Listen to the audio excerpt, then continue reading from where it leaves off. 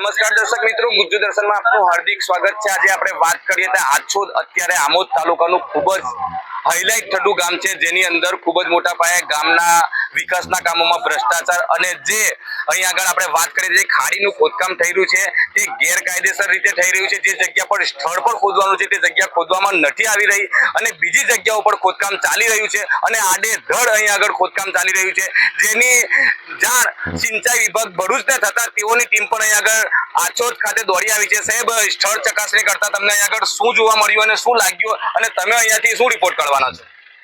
ગામની રજૂઆત એવું હતું કે સ્થળ પ્રમાણે નથી થતી, એટલે મેં આપણે તલાટી સાહેબ સાથે વેરીફાઈ કર્યું તો એણે તલાટી સાહેબે એમ જ કીધું કે આ સ્થળ જે ખોદાણ થાય છે એ સેમ જ સર્વે નંબર છે જે પરમિશન આપેલો છે, પણ ગામ લોકોને એવું લાગે છે કે તલાટી ખોટું બોલે છે, તો આપણે DLR-માં રીવેરીફાઈ કરાવડાવશું, એટલે વેરીફાઈ થશે પછી જ કામગીરી ચાલુ થશે પાછી।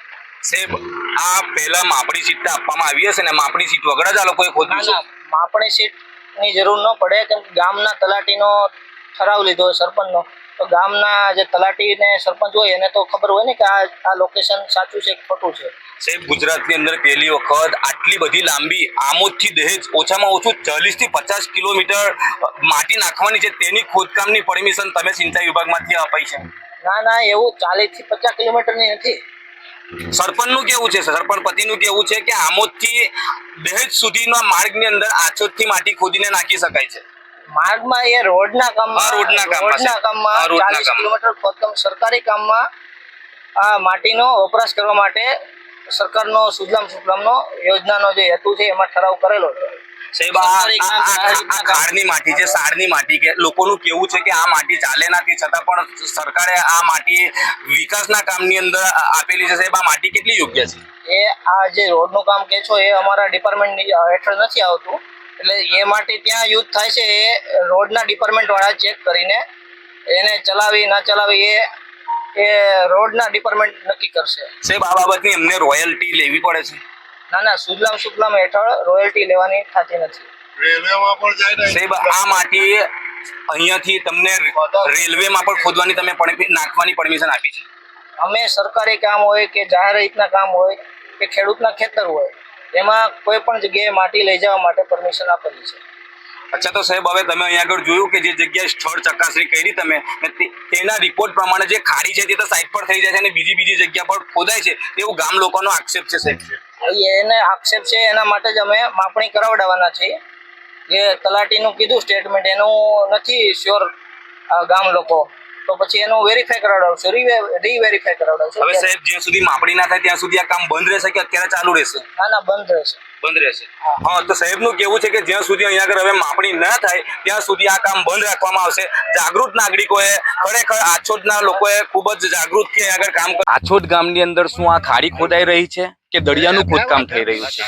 કારણ કે આછોદની ખાડી છે તે ખૂબ જ નાની છે અને આજુબાજુ અમે જોયું છે, સ્થળ ચકાસણી કરી છે, ખૂબ જ મોટા પાયે આડેધડ ખોદકામ ચાલી રહ્યું છે, જેને લઈને ગામ લોકોએ જે પશુઓ અહીં આગળ ચરાવવામાં આવે છે, જે આખું વર્ષ દરમિયાન અહીં આગળ પશુઓ છે, ખેડૂતો છે, જેમનું જીવન નિર્ભર આ જગ્યા પર હોય છે, જેને લઈને ઘણો બધો વિરોધ કર્યો અને આજે આપણે વાત કરીએ તો સિંચાઈ વિભાગની ટીમ જેણે આ પરમિશન આપેલી છે ખોદવાની તે તપાસ અર્થે આવી હતી અને તેમણે જ્યાં સુધી માપણી નહીં થાય ત્યાં સુધી કામ અત્યારે બંધ કરાવી દીધું છે। શું કહેશો તમે આ બાબતે? આજે તમારો મજબૂત જવાબ મળ્યો છે સિંચાઈ વિભાગે જે તમે અવાજ ઉઠાવ્યો તેને લઈને? સાહેબ આવ્યા અહીંયા આગળ પંચાયતમાં આવ્યા હતા, પંચાયતમાંથી વાત કરીને સ્થળ તપાસ માટે અમે લઈને ગયા એમને, તો અમારે આ જે સાઈડ પર ઉભા બીજી સાઈડ પર ખોદેલું છે ત્યાં પહેલા લઈ ગયા, ત્યાં બતાવ્યું કે આડેધડ ખોદકામ કરેલું છે। સાહેબે કબૂલ્યું કે ખરેખર આ ગલત કામ થયેલું છે, સાહેબે કબૂલ્યું મારી પાસે વિડીયો છે એનો।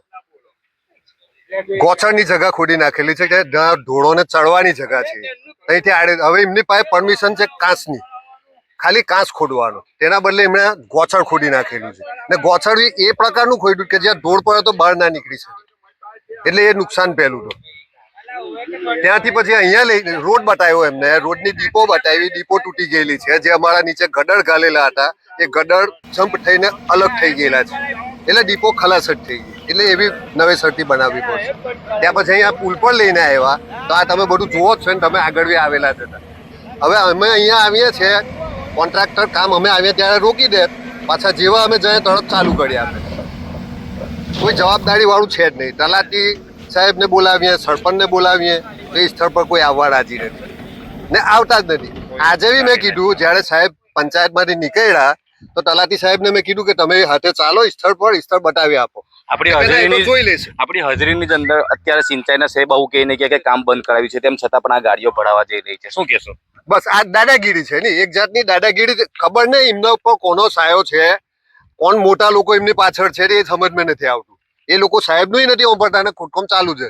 હવે તમારી રૂબરૂ અત્યારે સાહેબ ના કહીને ગયા કે અમે એજન્સીને ના કહી આપીશું કે એ કામ કરે જ ના. જ્યાં સુધી અમે માપણી ના કરીએ ને તમને ખેડૂતોને સંતોષકારક જવાબ ના મળે અને ખેડૂતો જઈ સુધી નહીં વાળે કે આ બરાબર છે હવે ખોડો, તો જ ખોડવા આપીશું, છતાં આ ચાલુ થઈ ગયું. તો આ જ દાદાગીરી છે એમની. અહીં બેફામ કોન્ટ્રાક્ટર બનેલા છે. સિંચાઈ અધિકારી અહીં આગળ કહીને ગયા છે કે જ્યાં સુધી માપણી નહીં થાય ત્યાં સુધી કામ નહીં થાય, પરંતુ કેમેરામાં તમે જો દૂર દ્રશ્યો કે જ્યાં આગળ અત્યારે પણ કામ ચાલી જ રહ્યું છે.